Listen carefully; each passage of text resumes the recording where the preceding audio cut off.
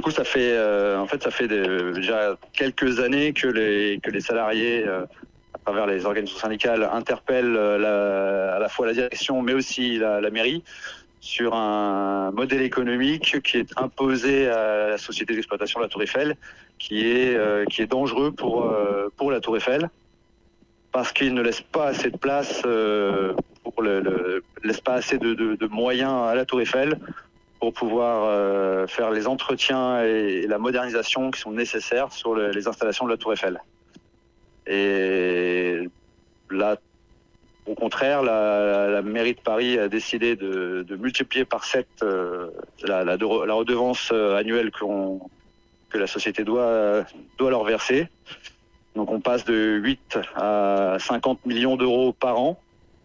Et ça, en fait, ça revient à quasiment la moitié du chiffre d'affaires de la Tour Eiffel, ce qui fait que ça ne laisse plus assez de moyens à la société pour assurer une de ses missions principales, qui est celle d'entretenir, de moderniser la Tour Eiffel en tant que monument, que patrimoine historique. Nous, ce qu'on veut, et ça fait partie de nos premières revendications, c'est d'avoir un véritable interlocuteur à la mairie de Paris, parce que la mairie de Paris, c'est eux les décisionnaires, ils sont actionnaires principaux à 99% de la société d'exploitation de la Tour Eiffel.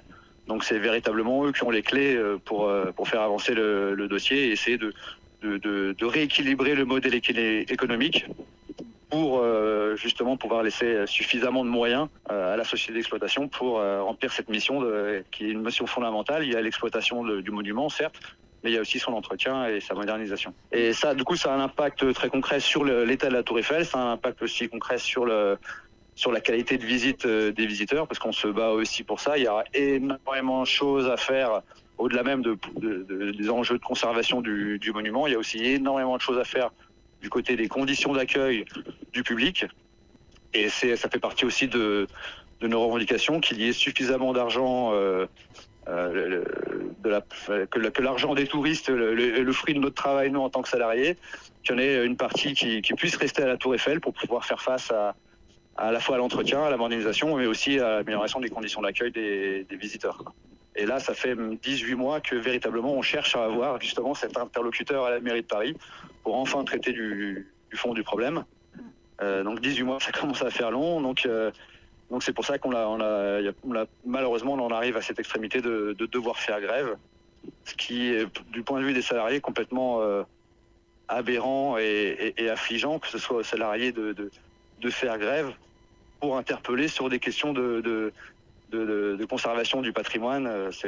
Pour nous, c'est le monde à l'envers. Et le fait que la mairie ne réponde pas, pour nous, ça ne fait qu'envoyer le message que les seuls à se préoccuper véritablement de la tour en tant que monument, ce sont les salariés. Donc ça, c'est évidemment particulièrement dommageable.